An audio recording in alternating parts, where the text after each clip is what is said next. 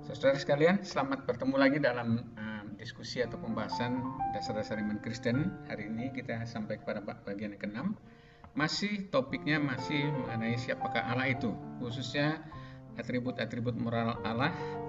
Itu ada 3, yaitu bahwa Allah pertama itu dia kudus atau sempurna, yang kedua ia benar atau adil, dan yang ketiga dalam sesi berikutnya nanti kita akan membahas juga dia adalah baik atau sering dirangkumkan dalam satu kata kasih. Nah, hari ini kita secara khusus berbicara mengenai atribut moral Allah yang kedua, yaitu ia benar. Nah, ini yang sudah kita diskusikan. Ada 3 atribut Allah: kudus, benar, dan baik atau kasih. Ini merupakan suatu integritas moral Allah. Allah memiliki ketiga hakikat yang inheren ini, dan ketiganya tidak bisa dan tidak mungkin bertabrakan satu sama lain. Jadi ketiganya adalah merupakan satu faktor penentu di dalam semua pikiran, rencana, dan tindakan Allah. Yang lalu kita sudah diskusi mengenai bahwa apa itu artinya Allah adalah kudus atau dia sempurna, karena ia terpisah secara total dari yang lain yang tidak sempurna. Artinya dia berbeda dari ciptaan dan tidak bisa bercampur dengan yang tidak sempurna. Karena itu dosa sekecil apapun, istilahnya sekecil apapun, tidak dapat bertahan di hadapan kekudusan atau kemuliaan Tuhan. Kita juga sudah diskusikan bahwa murka Allah itu sebenarnya bukanlah merupakan hakikat intrinsiknya yang ada di dalam dia terus-menerus, tetapi merupakan konsekuensi daripada jika yang tidak sempurna, termasuk dosa, itu berusaha untuk bercampur atau mendekati daripada kekudusan Allah itu. Sama seperti api di dalam dirinya sendiri,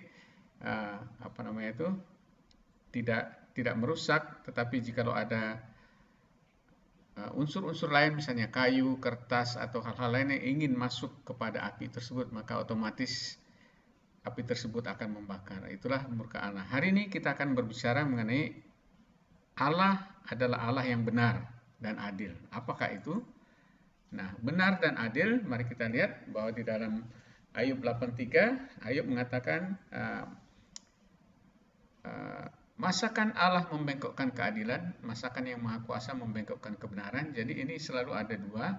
Jadi keadilan dan kebenaran ini sering dipakai berganti-ganti, tetapi karena konsepnya itu sama, karena Allah benar, maka dia adil, atau sebaliknya, Allah dapat adil karena dia adalah benar. Nanti kita akan diskusikan apakah itu kebenaran itu. Nah, di dalam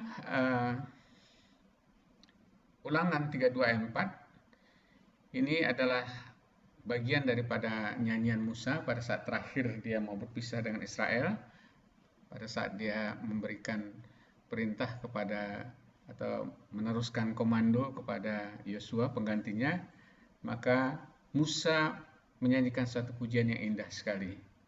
Salah satu ayat di dalam pujian itu adalah ayat 4 ini, itu memuji Allah yang dia kenal. Ya, Allah yang dia kenal adalah merupakan gunung batu atau tempat persembunyian, tempat perlindungan yang pekerjaannya sempurna. Ya, kita lihat ini pekerjaannya sempurna, itu bagian daripada konsep kekudusan. Karena segala jalannya adil. Nah, jadi adil ini segala jalan atau segala tindakannya. Dia adalah setia. Nah, adil ini bagian daripada sifat daripada Allah yang kedua, yaitu benar dan adil. Allah yang setia. Setia ini bagian dari sifat daripada hakikat Allah yang ketiga, yaitu baik. Jadi kebaikan Allah, di situ ada kasih setianya, anugerahnya, pengampunannya, dan seterusnya. Itu kemudian nanti dalam perjanjian baru dirangkum dalam satu kata yang indah, disebutkan Allah adalah kasih. Ya, dengan tiada kecurangan, adil dan benar dia. Ya, jadi adil dan benar itu selalu bersama-sama. Memang ada sedikit perbedaan. Kalau kebenaran ini adalah lebih kepada konsepnya atau standarnya, maka keadilan adalah tindakan. Jadi tindakan yang berdasarkan kebenaran itu adalah keadilan. Nah, di dalam Mazmur 7 ayat 12, pemazmur mengatakan Allah adalah hakim yang adil dan Allah yang murka setiap saat. Nah, ini sesuatu yang menarik. Perkataan murka setiap saat ini sesuatu yang menarik, ya, karena ini pernah dipakai oleh seorang pengkhotbah terkenal untuk berkhotbah sehingga banyak orang bertobat. Kenapa Allah murka setiap saat? Karena dia hakim yang adil. Manusia setiap saat berdosa, maka dia sebagai hakim yang adil, maka dia murka setiap saat. Karena manusia berdosa setiap saat. Itulah konsep daripada ini. Tetapi di sini kita melihat bahwa Allah itu adalah hakim yang adil. Itu sifat daripada hakikat yang kedua, yaitu karena dia benar maka dia adil. Begitu juga dalam Mazmur 119, Mazmur yang paling panjang, Engkau adil ya Tuhan dan hukum-hukum-Mu benar. Ya, perhatikan, Allah adil dan hukum-hukumnya benar. Dia adil karena berdasarkan hukum-hukumnya yang benar. Keadilan-Mu adil untuk selama-lamanya dan Taurat-Mu itu benar. Perhatikan di sini hukum-hukum, kemudian di sini Taurat. Ya, jadi yang benar itu dinyatakan di dalam Tauratnya, atau di sini yang benar itu dinyatakan dalam hukum-hukumnya. Nah, jadi kalau dikatakan benar dan adil, itu seperti yang kita katakan, Allah itu karena benar, maka ia berlaku adil. Ya, konsepnya ini adalah benar itu lebih kepada standarnya, dan adil lebih kepada tindakan berdasarkan standar yang benar ini. Ya. Dalam Perjanjian Baru, Rasul Yohanes mengatakan, akan tetapi kita tahu bahwa anak Allah telah datang dan telah mengaruniakan pengertian kepada kita supaya kita mengenal yang benar. Ya, yang benar ini siapa? Ya, tentu kalau konsep orang Jawa di waktu itu, yang benar itu adalah Allah. Dan kita ada di dalam yang benar, di dalam anaknya Yesus Kristus. Nah, baru kemudian ini didefinisikan dengan lebih jelas. Yang benar di sini bukan hanya Allah, tetapi lebih spesifik lagi adalah anaknya Yesus Kristus, Allah yang inkarnasi. Kemudian dinyatakan lagi, dia adalah Allah yang benar dan hidup yang kekal. Siapa itu dia? Yesus Kristus. Jadi tidak ada, ini pernyataan eksplisit menyatakan bahwa Yesus Kristus itu adalah Allah yang benar. Ya, dialah standar daripada kebenaran. Dia adalah Allah yang benar, makanya perkataan Yesus Kristus semuanya itu adalah kebenaran. Nanti kita akan diskusikan mengenai kebenaran khusus. Nah, di dalam pujian kepada Tuhan pada Wahyu 15:3, ya, waktu semua memuji Tuhan menjelang datangnya pemerintahan Tuhan di bumi, pada menjelang Armageddon dan pemerintahan Tuhan di bumi, mereka menyanyikan nyanyian Musa hamba Allah dan nyanyian anak domba. Bunyinya, besar dan ajaib segala pekerjaan-Mu ya Tuhan, Allah yang maha kuasa, adil dan benar segala jalan-Mu ya Raja segala bangsa. Adil dan benar segala jalan-Mu. Allah adil dalam menghakimi, karena dia adalah Allah benar yang perkataannya adalah standar daripada kebenaran. Ya, jadi benar dan adil ini sebenarnya adalah satu hakikat Allah yang sama dengan dua sisi yang berbeda, sama seperti mata koin dengan dua sisi yang berbeda. Karena Allah benar maka ia adil, atau sebaliknya, dia bisa adil karena dia benar.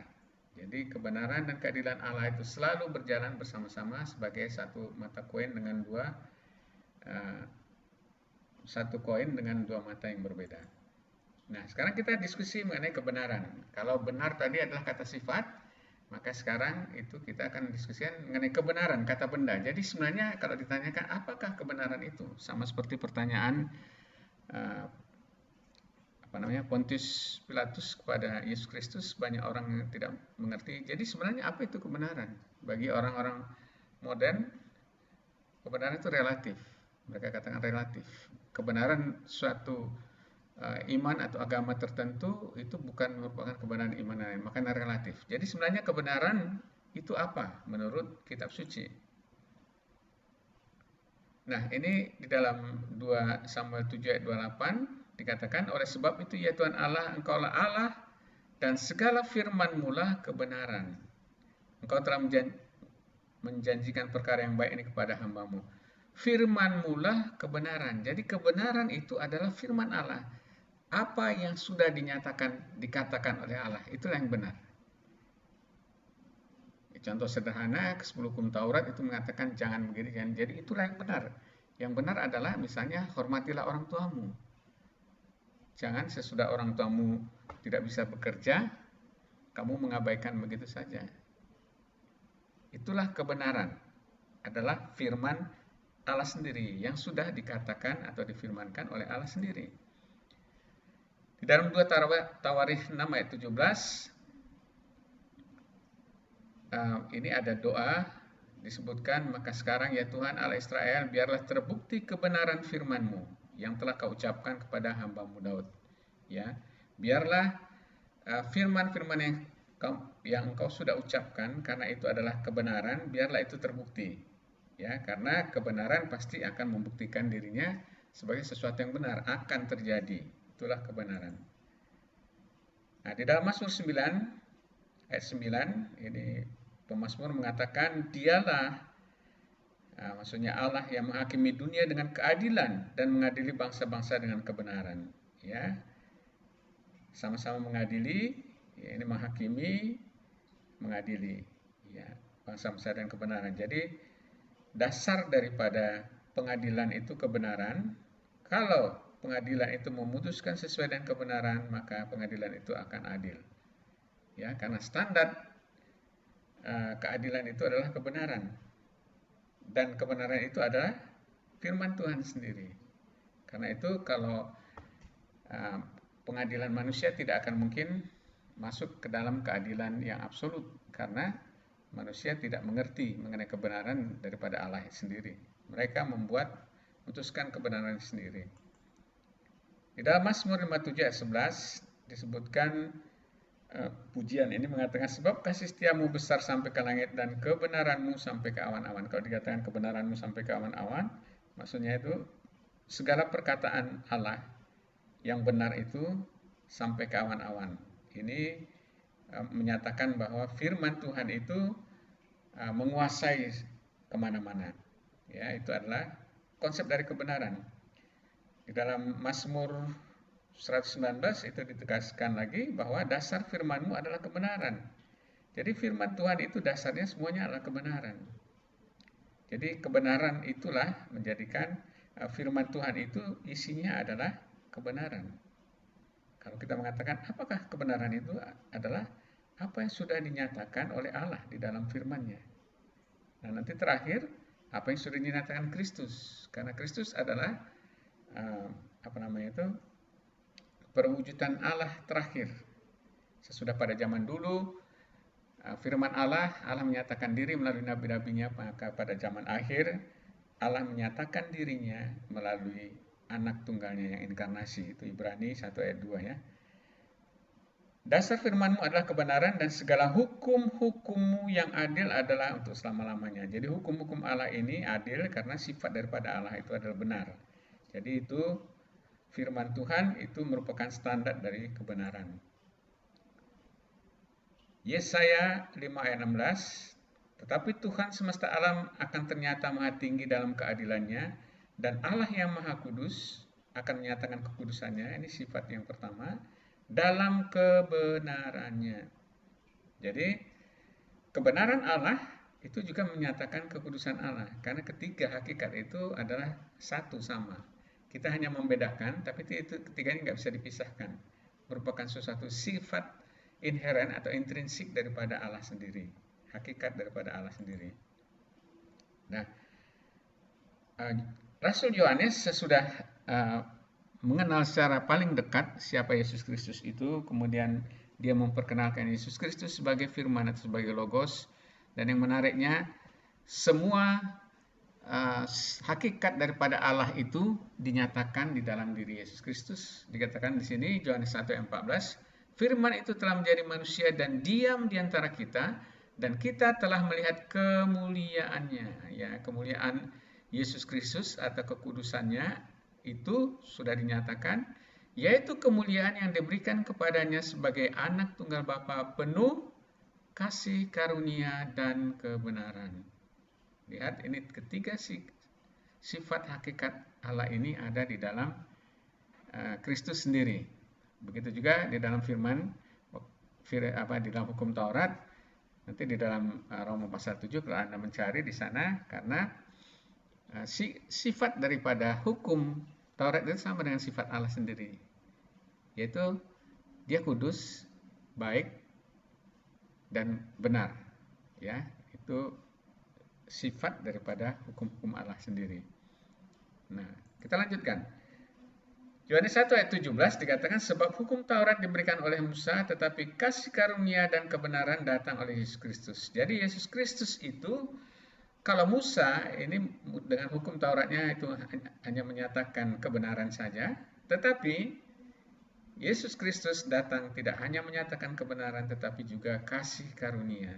Karena inkarnasi daripada Yesus Kristus, anak tunggal Allah itu menyatakan kasih daripada Allah yang memberikan anaknya yang tunggal untuk menjadi korban penembus dosa kita, supaya kita yang percaya tidak binasa melainkan beroleh hidup yang kekal. Ya, jadi di dalam Yesus Kristus itu ada kasih karunia dan ada kebenaran. Ya, tentu juga ada kemuliaan atau kekudusan seperti yang di sini ayat 14 ini. Nah, waktu Tuhan Yesus berbicara menjelang dia ditangkap, dia menyerahkan murid-muridnya kepada Bapaknya. Tuhan Yesus berdoa begini, kuduskanlah mereka dalam kebenaran, firman-Mu adalah kebenaran. Jadi semua yang dinyatakan oleh Allah adalah kebenaran. Nah, apa saja yang dinyatakan oleh Allah itu, tentu saja itu dimanifestasikan di dalam diri Yesus Kristus sendiri. Artinya apa yang Yesus Kristus katakan, itulah yang firman Allah, dan itulah kebenaran itu. Karena Yesus mengatakan dalam Yohanes 14 ayat 6 dikatanya, akulah jalan dan kebenaran. Jadi kebenaran itu definisinya adalah Yesus Kristus, atau apa yang dia katakan, apa yang diajarkan, itulah kebenaran. Tidak ada seorang pun yang datang kepada Bapa kalau tidak melalui aku. Ini termasuk satu kebenaran yang dinyatakan, bahwa tidak ada seorang pun yang datang kepada Bapa kalau tidak melalui aku. Karena itu kekristenan yang sebenarnya ya adalah sesuatu yang eksklusif, karena Tuhan sendiri mengatakan tidak ada seorang pun datang kepada Bapa kalau tidak melalui aku. Jadi Yesus Kristus itu adalah kebenaran itu sendiri. Apa yang dia katakan, apa yang dia perintahkan, itu adalah kebenaran itu sendiri. Karena dia adalah pengejawantahan atau manifestasi daripada Allah yang inkarnasi di dalam tubuh manusia. Semua perkataan dia adalah perkataan daripada Allah sendiri. Nah, di dalam Yohanes 8 ayat 31 itu waktu diskusi Tuhan dengan orang-orang Yahudi. Maka orang-orang Yahudi komplain, ya, siapakah Yesus Kristus itu? Dan Yesus Kristus berkata, kalau kamu tetap di dalam firman-Ku, kamu benar-benar adalah murid-Ku, dan kamu akan mengetahui kebenaran, dan kebenaran itu akan memerdekakan kamu. Nah, ini kemudian nanti komplain mereka, kami adalah keturunan Abraham, tidak pernah kami menjadi hamba siapapun, kenapa kamu bilang kamu akan memerdekakan? Tuhan Yesus mengatakan, barang siapa berbuat dosa, maka dia adalah hamba dosa. Tetapi firman Allah itu, kalau kita tetap di dalam firman-Nya, mengerti, melakukan firman-Nya, maka kita akan mengenal kebenaran, dan kebenaran itulah yang akan memerdekakan kita dari perhambaan dosa. Jadi kebenaran itu adalah didapatkan di dalam firman Kristus, karena dia sendiri adalah kebenaran, definisi dari kebenaran itu.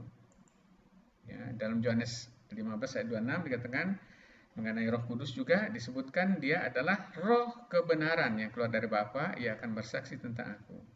Jadi standar apa yang dinyatakan oleh Roh Kudus itu semuanya adalah kebenaran, tidak ada dusta, tidak ada kebohongan dan sebagainya. Jadi Kristus, Roh Kudus, Allah Tritunggal, Allah yang memiliki tiga hakikat itu adalah sama, memiliki kekudusan, kebenaran, dan juga kebaikan atau kasih. Nah, ini selanjutnya adalah doa Tuhan Yesus untuk murid-muridnya.